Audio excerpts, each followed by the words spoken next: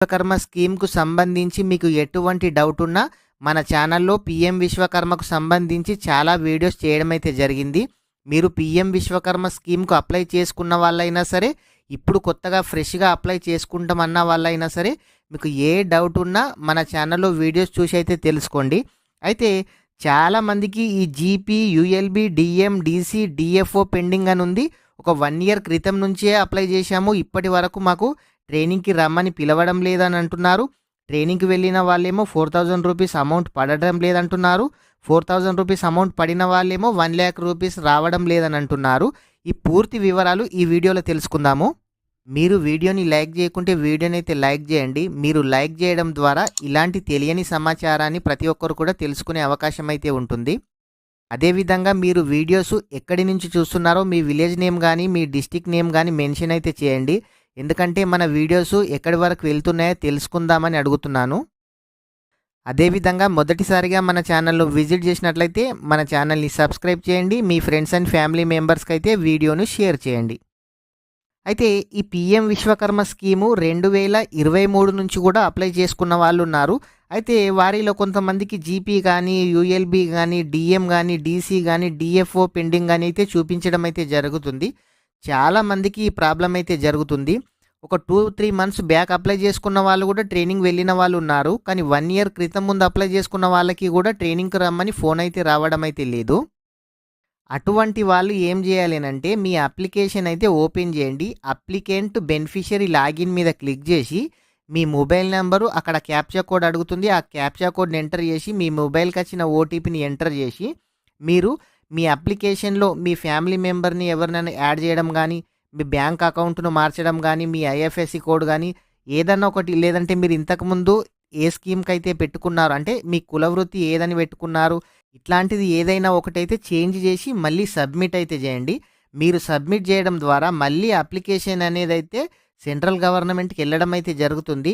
మీరు 2023లో అప్లై చేశారు, ఇప్పటి వరకు డిఎం పెండింగ్ అనే ఉందనుకోండి ఎగ్జాంపుల్, మీ అప్లికేషన్ హోల్డ్లో ఉంటుంది.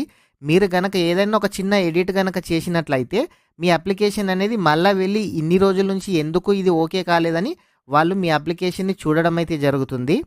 పెండింగ్ 1 ఇయర్, 10 మంత్స్, 8 మంత్స్ నుంచి ఉన్న ప్రతి ఒక్కరు కూడా మీ అప్లికేషన్లో ఏదో ఒక ఎడిట్ అయితే కంపల్సరీగా చేసి సబ్మిట్ మీద క్లిక్ చేయండి. క్లిక్ చేస్తే మీ అప్లికేషన్ ఒక 1 మంత్, 2 మంత్లో ఓకే అయ్యే అవకాశం అయితే ఉంది. అయితే అదేవిధంగా మేము ట్రైనింగ్‌కి రమ్మని మెసేజ్ వచ్చింది, కానీ మాకు ఫోన్ చేయడం లేదని చాలామంది అంటున్నారు. అయితే చాలామందికి వాళ్ళు ఫోన్ చేసినప్పుడు మీరు ఫోన్ లిఫ్ట్ చేయకపోవడం కానీ, మీకు ఫోన్ గలవకపోవడం వల్ల వాళ్ళు మళ్ళీ అయితే మీకు ఫోన్ అయితే చేయడం అయితే లేదు. మన ఛానల్‌లో ట్రైనింగ్ సెంటర్ అంటే మీ డిస్ట్రిక్ట్ నేమ్‌ను ఎంటర్ చేసి అక్కడ మీ స్టేటు, మీ డిస్ట్రిక్ట్‌ని ఎంటర్ చేసి ట్రైనింగ్ సెంటర్ పైన క్లిక్ చేస్తే మీకు మీ జిల్లాలోని ట్రైనింగ్ సెంటర్స్ ఎక్కడెక్కడ ఉన్నాయో పూర్తి డీటెయిల్స్ వస్తాయి.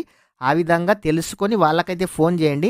మీకు ఏ విధంగా ఓపెన్ చేయాలి తెలియకుంటే మన ఛానల్‌లో ఈ వీడియో చేయడం అయితే జరిగింది. కుదిరితే డిస్క్రిప్షన్‌లో నేను లింక్ ఇస్తాను. ఆ వీడియోను చూసి ట్రైనింగ్ సెంటర్ వాళ్ళ ఫోన్ నెంబర్ తీసుకొని మీరే వాళ్ళకు ఫోన్ చేసి మాకు మెసేజ్ వచ్చింది కానీ ట్రైనింగ్‌కి రమ్మని పిలవడం లేదని చెప్పండి. వాళ్ళైతే మీకు పూర్తి వివరాలు చెప్పడం అయితే జరుగుతుంది.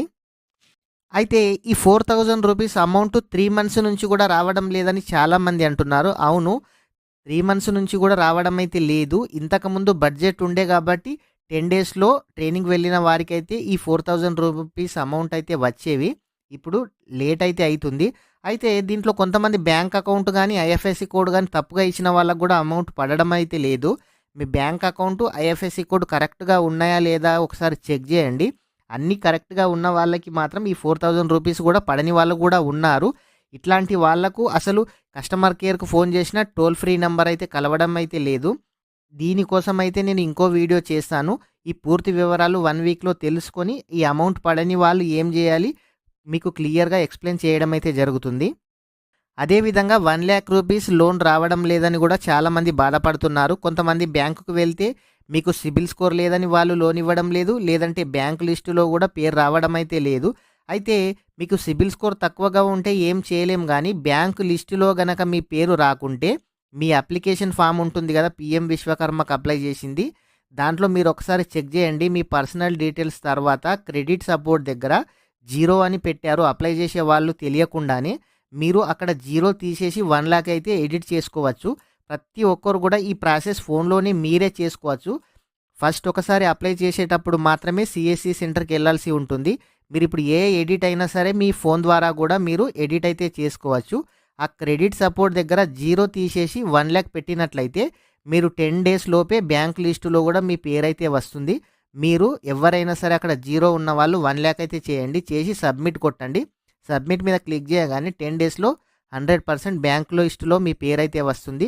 10 డేస్ తర్వాత బ్యాంకుకు వెళ్ళి అయితే అడగండి. ఈ పీఎం విశ్వకర్మకు సంబంధించి పూర్తి వివరాలు మన ఛానల్లో ఇదివరకే అన్ని వీడియోస్ చేయడం అయితే జరిగింది. మీకు ఎటువంటి డౌట్ ఉన్నా కామెంట్ అయితే చేయండి. 100% రిప్లై ఇవ్వడం అయితే జరుగుతుంది. వీడియో ఇంకా ఎవరైనా సరే లైక్ చేయకుంటే వీడియో అయితే లైక్ చేయండి. Thank you friends.